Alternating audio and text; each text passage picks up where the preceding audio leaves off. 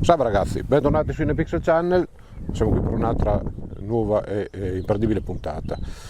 Allora, questo qui è il famoso pezzo della scia raddoppia dove abbiamo visto che sono andato a piantare le piante che avevo nel vivaio. Abbiamo svuotato il vivaio, c'è una porzione di piante di quelle che hanno fatto 2 anni di vivaio senza essere innestate, ci sono delle piante che avevo innestate che sono qua sopra, in questo pezzo che è nato praticamente sfortunato, perché all'origine, quando avevo cominciato, il problema dei cinghiali non era ancora così preponderante e praticamente poi tutte le piante sono state spaccate dai cinghiali. Qui alla cima sono anche particolarmente brutte perché la prima volta che le avevo comprate non sapevo, per questo pezzo nello specifico, quanto avrei dovuto tenerle in vivaio prima di venirle a piantare. Il pezzo non era pronto, c'era ancora da estirpare degli alberi che c'erano dentro, tutta una storia, e quindi avevo preso il calibro più piccolo delle piante di colurno, che essendo più brutte sono rimaste sempre più brutte, ed è anche per questo motivo che ho pensato di raddoppiare le piante. Allora, qui abbiamo le nostre piante, ci sono ancora un paio di cose importanti da dire, è che, come avevo già avuto l'impressione l'anno scorso, sapete che ho detto anche in altri video, che normalmente nella misura del 4-5% in fase di trapianto le piante di colurno muoiono. Questo indipendentemente dal fatto che siano innestate o meno, c'è sempre stata un'alta morire da trapianto confermata da tutti quanti, ma l'anno scorso, in virtù del fatto che avevo rotto lo scavatore e non potevo tirarle via, le ho estirpate tardi, praticamente era gennaio o febbraio, ho visto che non è seccata nessuna nel trapianto, anche quest'anno ho ritardato l'estirpo, quindi siamo andati a estirparle fine novembre-dicembre, e anche in questo caso, come nel caso precedente dell'anno scorso, nessuna pianta, pare che nessuna pianta secchi, non solo perché oltre a esserci un 4-5% di morire da trapianto, avevamo parecchie piante che, anche se non morivano, non riuscivano comunque a spingere la linfa fino al punto apicale, quindi loro vegetavano da più in basso, e se erano innestate poteva essere tanto sopra l'innesto come sotto, quindi magari si perdevano ancora dalle altre piante nel caso di innestate, mentre invece quest'anno tutte le piante vegetano, e tutte vegetano perfettamente con una spinta superiore nella parte apicale, come dovrebbero fare tutte le piante. Questo è il tipico caso, e non è neanche corta la pianta, mi giro con l'altra telecamera, quindi in ogni caso comunque tutte piante che possiamo andare a innestare tranquillamente, perché la spinta della linfa è veramente ottimale, sono già partite bene. Ora non le faremo tutte perché poi, arrivando in fondo, ci sono delle piante, c'è poi ancora un altro pezzo sotto qui, ci sono delle piante che ha fatto un anno solo di vivaio. In quel caso quelle piante aspetteremo a innestarle, perché non innesteremo nessuna pianta al di sotto della rete. Qui ho dovuto di nuovo mettere tutte le reti perché il pezzo è tutto cintato, ma il recinto è efficace solo per i cinghiali, e solo per i cinghiali di grosse dimensioni. I piccoli cinghiali entrano lo stesso, i caprioli non parliamo nemmeno, questo sembra uno zoo. Possiamo vedere, c'è l'impronta qui a terra dove entrano e fanno il cavolo che vogliono. Volevo farvi vedere questa rete che ho preso l'anno scorso, il risultato è molto pratica, di plastica, perché la puoi cucire con la bacchetta di ferro, l'ho trovata molto funzionale. Questo era il rotolo alto 1,20 m, quindi l'ho tagliato a 60, il verso dell'arrotolamento era già quello giusto, per far sì che stasse già piegata sul verso giusto, perché altrimenti impazziresti a cucirla, e ha le maglie abbastanza grosse da farci passare le forbici, cosa che invece sulle reti vecchie che avevo usato una volta, queste qui, se solo per i caprioli, sono parimenti funzionali, non si cuciono altrettanto bene con la bacchetta, ma poi quando c'è da tagliare delle rame si impazzisce perché non ci passano le forbici. Ora vediamo questa fila di sopra, queste erano tutte quelle innestate. Quest'anno le ho abbassate, a volte le abbasso, a volte no, non ho ancora capito cos'è meglio fare, quindi a volte faccio un po' e un po', ma pare che poi nella media del periodo non faccia una grande differenza. Quindi niente di che, abbiamo una fila e un po' di piante che sono già innestate. Qui a questo punto non sono granché perché qui precedentemente la terra si trovava all'altezza del pezzo superiore, quindi ho abbassato un pochettino e adesso qui le piante stentano un po' a venire via. Sono state tutte rotte dai cinghiali, quindi le abbiamo intestate tutte, dove c'erano le forcelle l'hanno spaccate, quindi è tutto un casino così. Il recinto è poi venuto successivamente, quando poi sono riuscito a trovare il tempo di farlo, e questa è la situazione. Quindi è stato anche determinante il fatto che le piante erano così a far nascere l'idea di raddoppiare le piante, ma soprattutto per mettere biglini in mezzo. Se poi un giorno dovessero diventare troppo dense, toglieremo Tonde Gentili e lasceremo biglini, vedremo poi come andrà a finire. Tanto è un esperimento come un altro, del resto se uno non si fa le domande non può trovare le risposte. Comunque le piante possiamo girare in tutte le direzioni, tutte queste piantate possiamo vedere che stanno vegetando tutte perfettamente.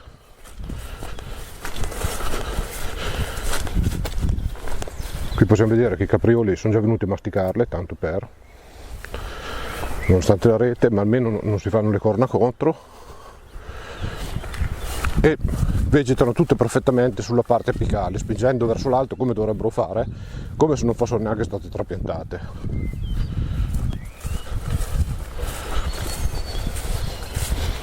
Queste sono piante che hanno già visto di tutto, cinghiali, caprioli, chi più ne ha più ne metta.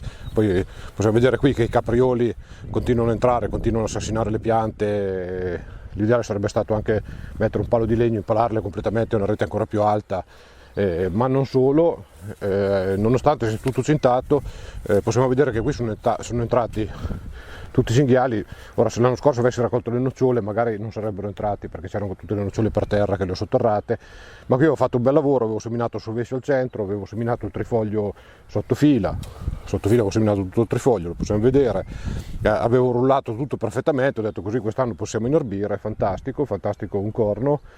E quindi adesso non lo so, toccherà passare di nuovo la fresa per spinare di nuovo la terra, perché ormai è talmente scavata che non si può solamente tirare il terreno con la trincia o con la livella.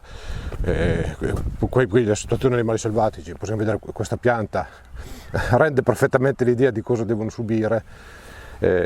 Purtroppo le maledette capre, il recinto risulta assolutamente inutile. Qui ho 3 fili, ma anche dove ne ho messi 4 non fa nessuna differenza, ce ne fossero 5 non farebbe differenza comunque. Quindi quella è la situazione e la dobbiamo gestire. Adesso, se almeno la rete tiene, queste qui che innesteremo già ad altezza sopra la rete, dovremmo non avere il problema delle spelature del capriolo, perché questa è l'altezza dove il capriolo va a spelare. Cioè, vedete, qua lì c'è la rete, quindi la rete è al di sopra dell'altezza dove doveva farsi le corna. Questo e in origine anche questa aveva la rete, solo che poi sono entrati i cinghiali, si sono masticate le reti perché erano di plastica, e poi sono arrivati i caprioli e via dicendo. Quindi almeno con la rete lì, innestando le alte, dovremmo almeno parzialmente risolvere il problema dei caprioli e riuscire a tirarle su, almeno quelle che gettiamo dopo, l'onore del mondo. Allora, niente di che, qui inizio a innestare, vedo se ho voglia di farvi un video dell'innesto, magari sì, e poi magari vediamo il risultato finale. Quindi non vi saluto e vediamo poi cos'altro inserisco nel video. Allora, bene ragazzi, facciamo anche un video sull'innesto, anche perché andiamo a fare qualcosa di particolare. Come abbiamo visto, queste qui sono piante, come abbiamo già detto, sono piante che avevano fatto 2 anni di vivaio senza essere innestate. Ora la pianta tira bene, la possiamo innestare alta, ma per farci passare la rete ho tagliato tutte le ramette che c'erano, che avrei magari utilizzato per l'innesto, oppure erano già puntate le piante. In questo caso, adesso questi nastri sono per la messa a fuoco delle macchine fotografiche, non fateci caso. Procediamo con l'innesto. Allora, procederemo così: faremo il classico innesto con l'innestatrice a questa altezza qui. Quindi prendiamo la mira, tagliamo, taglio abbastanza bene, si è rovinato anche poco.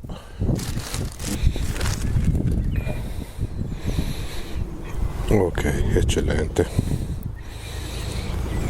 Allora, solito schema, qui andiamo a legare e questo lo mettiamo a posto.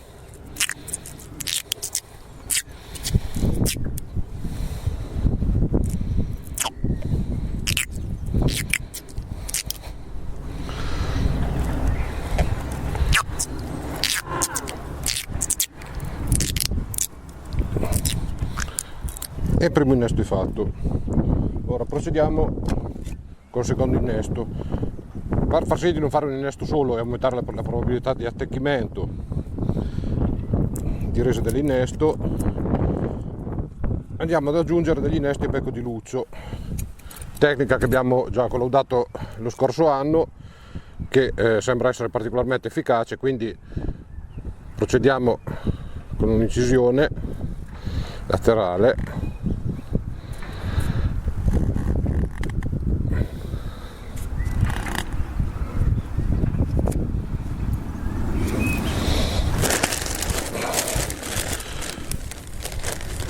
cerchiamo una mazza di dimensioni ragionevolmente uguali.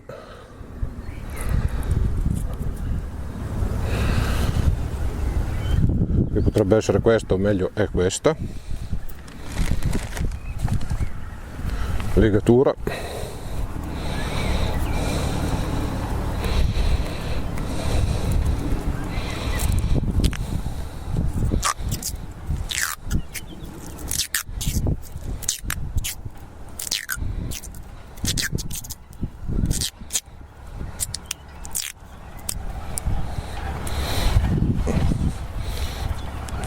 Tagliamo un occhio solo per evitare che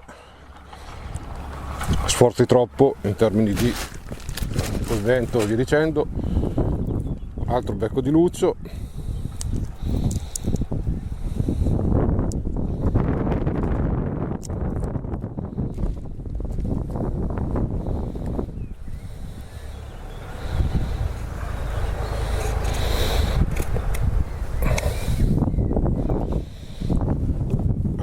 Avete visto che l'altra marza aveva già il taglio fatto. In realtà anche per questo risulta particolarmente efficace la macchinetta, perché risulta già il taglio bello pronto. Eventualmente c'è da fare un piccolo aggiustamento, ma nella maggior parte dei casi va bene così com'è. Quindi una combinazione tra il coltello e l'innestatrice, ottimo.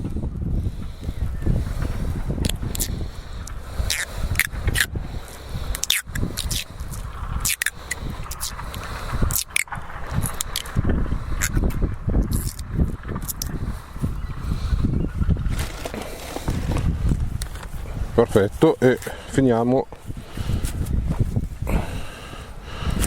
col dare una catramata.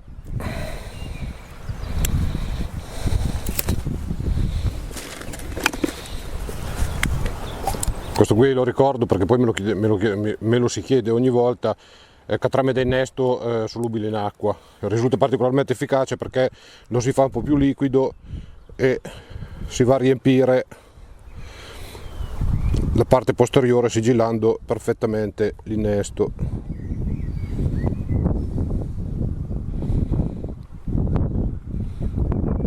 La ligatura fa questa sorta di vaschetta, noi la andiamo a riempire e rimane tutto perfettamente sigillato. Stessa roba su questo qui.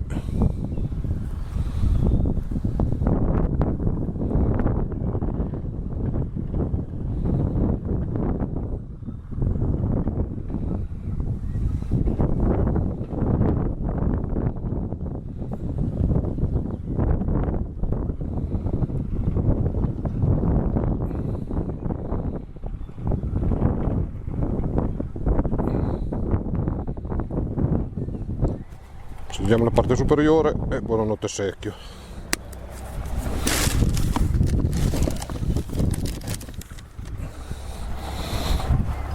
E la nostra pianta è innestata con innesti multipli, anche se non abbiamo le ramette.